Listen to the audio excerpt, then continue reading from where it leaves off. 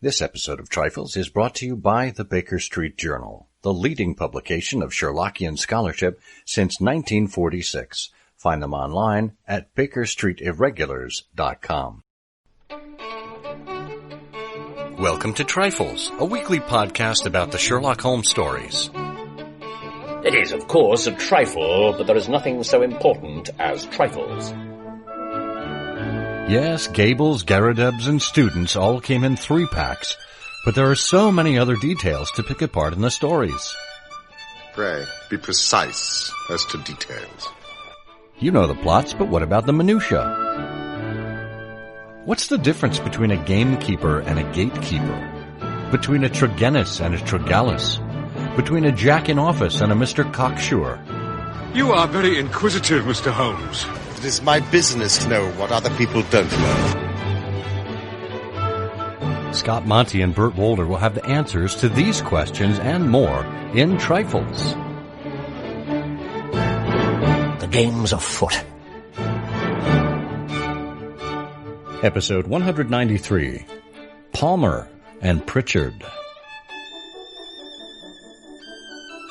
Well, hello and welcome to Trifles, the Sherlock Holmes podcast where we talk about the minutiae in the Sherlock Holmes stories. I'm Scott Monty. I'm Burt Wolder. And neither one of us is Palmer nor Pritchard. At least I know I'm not. You? Oh, me neither, no. Well, what a relief.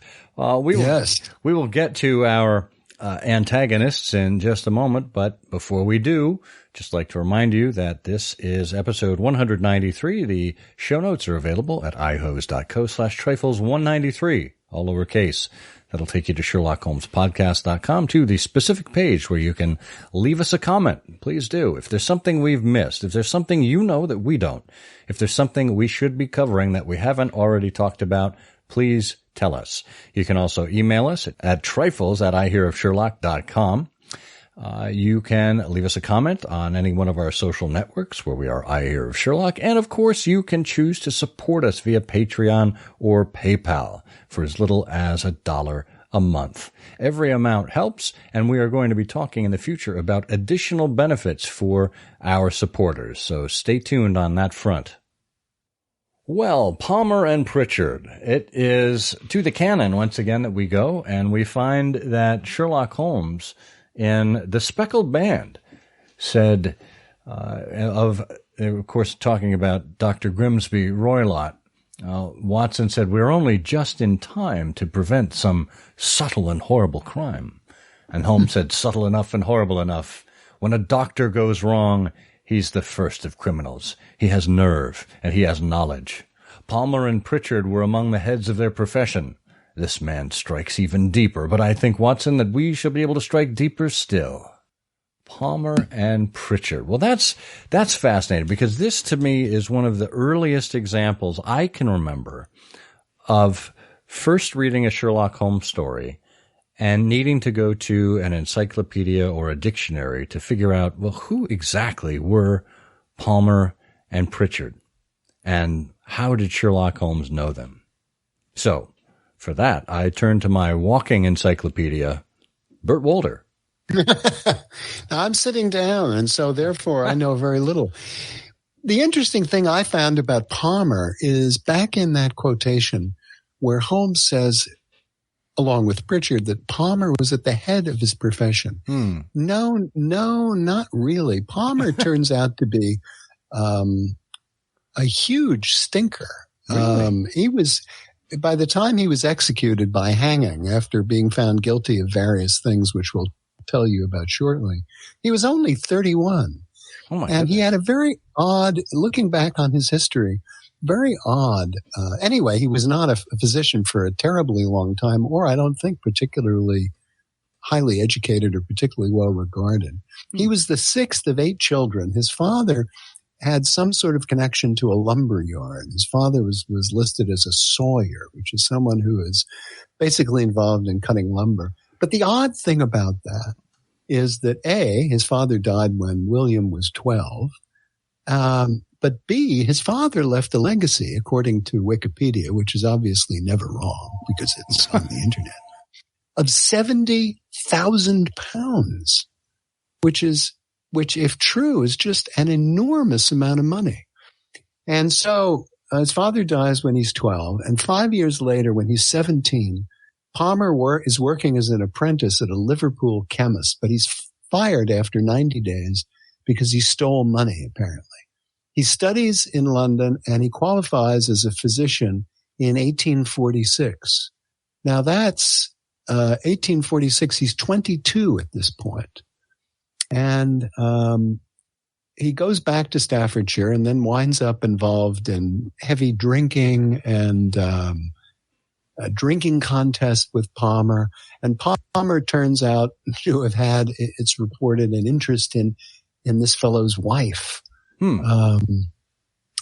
So right away you're in a terrible climate. He goes back to his hometown, practices as a doctor. Now he's 22 years old, and marries Anne Thornton. And his new mother-in-law, oddly enough, is also named Anne Thornton, a lovely coincidence. She had inherited £8,000 after her paramour, Colonel Brooks, committed suicide in 1834. So this is a murky community right away. But 2 weeks after she comes to stay with Palmer, she's dead, and she's known to have lent him money. And Palmer is very disappointed because he expected more money.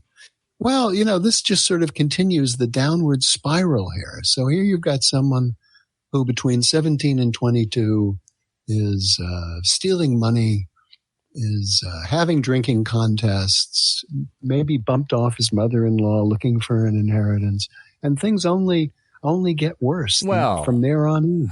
Bert, I mean, come on. I mean, who among us, as a young college-age person, has not gone on a drinking binge? Who among us has not gambled a little bit? Who among us has not wanted to kill their mother-in-law? Oh, have I said too much? Oh, you may have. Don't worry, we can just edit this part. Oh, well, that's the old mother-in-law trope. No, it's fascinating because here is a man who seemingly gets hooked up with the wrong kinds of people, and you could argue that, as we see with so many unfortunates, murderers, pedophiles, etc., they often have some sort of traumatic event or lack of parental presence in their lives as young people that sets them down the wrong track. And clearly that could have been the case with Palmer here. After his wife died, his mother-in-law died, he also had 5 children with his wife, and 4 of them died, all in infancy. A daughter who was 2 months and a half old at the time of death, Elizabeth, and Henry, who is about a month old, and Frank, who died only 7 hours after his birth, and John, who died when he was 3 or 4 days old. Now, it could have been the diseases of the time, or sudden infant death syndrome kind of thing. But when you've got a murderer living in the house, and a murderer who is hungry for money, more mouths to feed mean less money for said individual.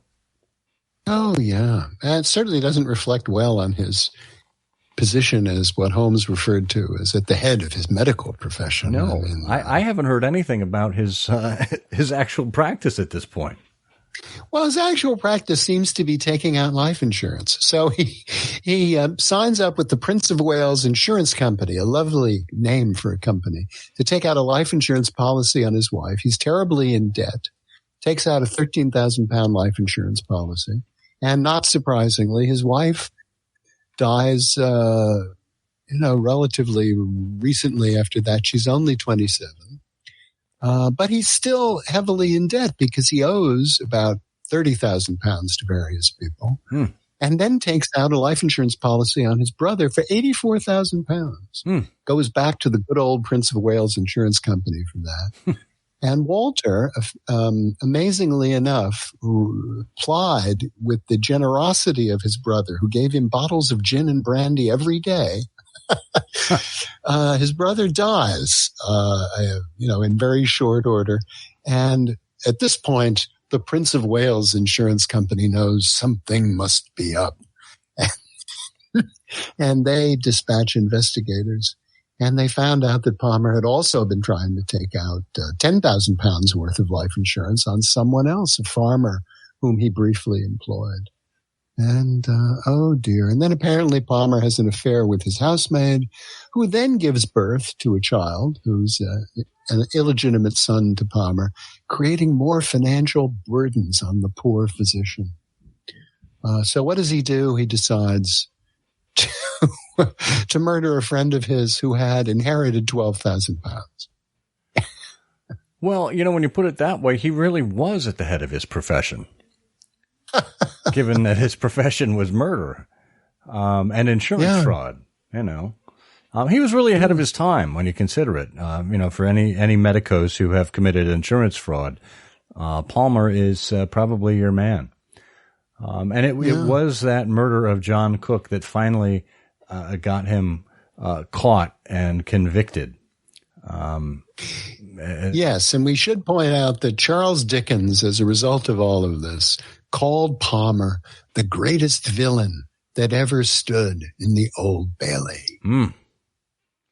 Well, we will return after this short word to talk about one of the other great villains that stood in the Old Bailey. Stay tuned.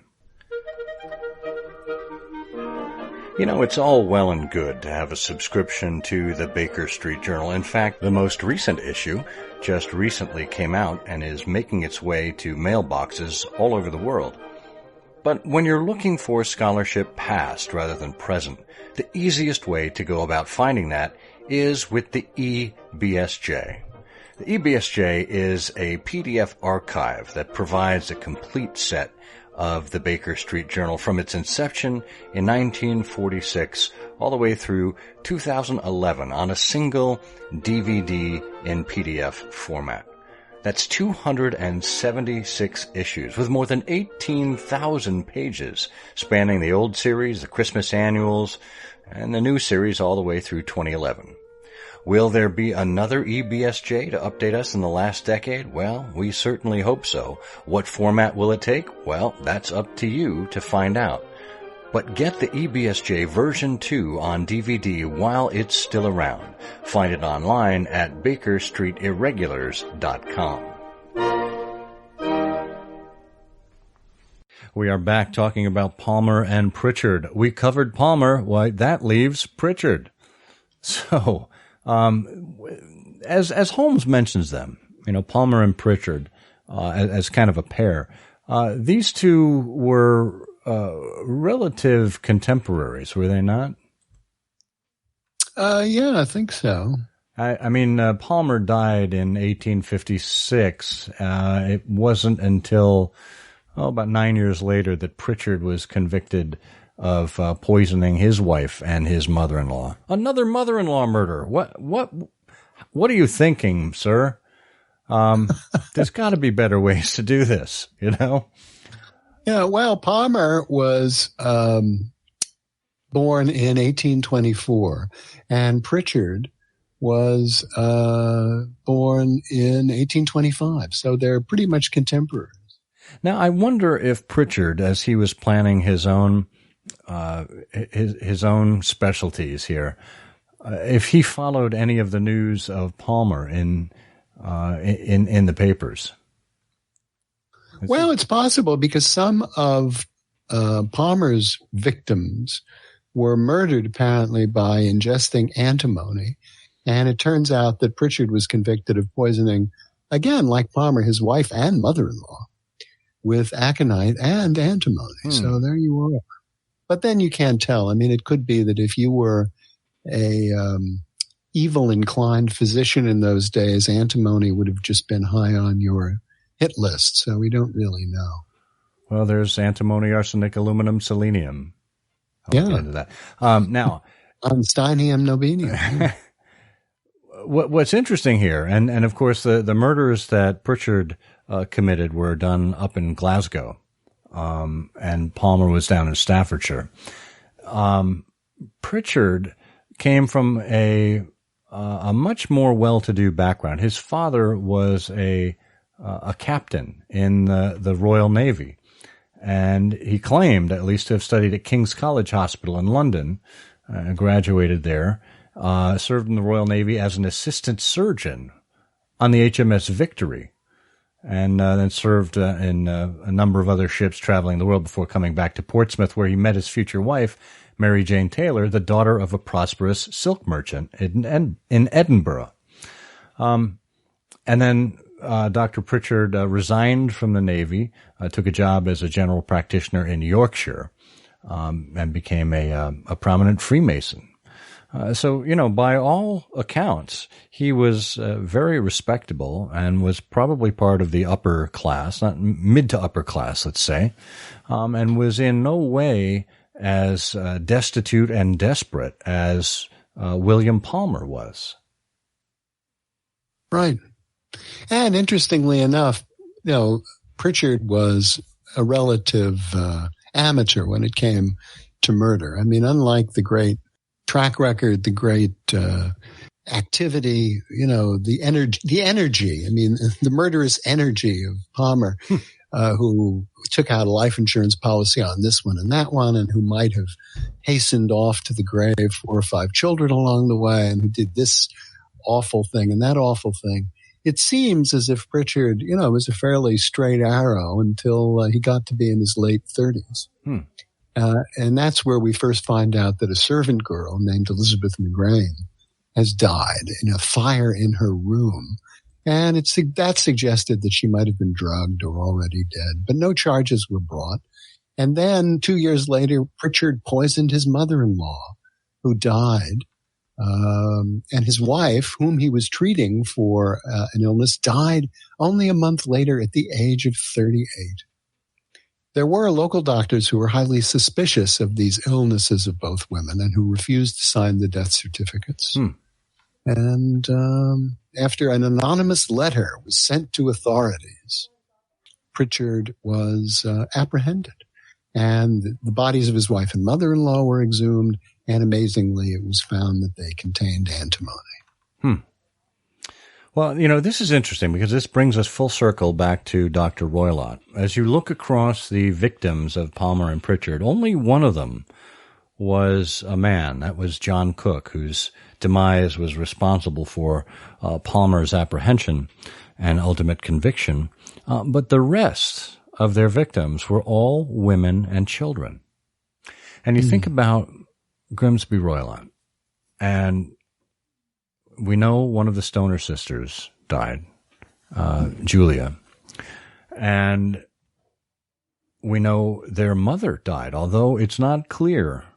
They said her death was the result of a railway accident in Crewe.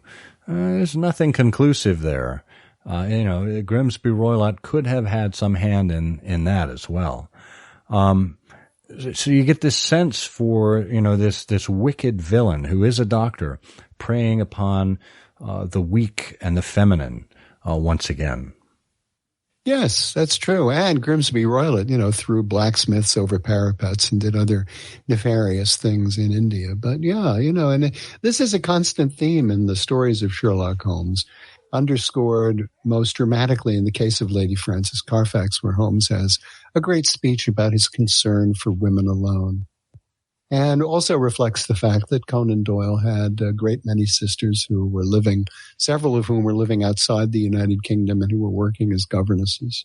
So particularly vulnerable times. And how interesting that, we're now starting to see in Enola Holmes and in other stories, young women going against that trope in fiction today. I think that's great. But it's fascinating to look at the careers of Pritchard and Palmer and to think that how unlike Dr. Watson they are. Sort of the dark side of the same force that propelled Watson to Afghanistan and to service led them into focusing on the cheapest, easiest way with the least regard for human life to improve their conditions. And that is just a trifle. It is, of course, a trifle, but there is nothing so important as trifles. Please join us again next week for another installment of Trifles. Show notes are available on SherlockHolmesPodcast.com. Please subscribe to us on Apple Podcasts and be sure to check out our longer show, I Hear of Sherlock Everywhere, where we interview notable Sherlockians and share news of the Sherlockian world. You've taken my breath away, Mr. Holmes. When a doctor goes wrong, he's the first of criminals. He has nerve. He has knowledge. Palmer and Pritchard were among the heads of their profession. This man strikes even deeper.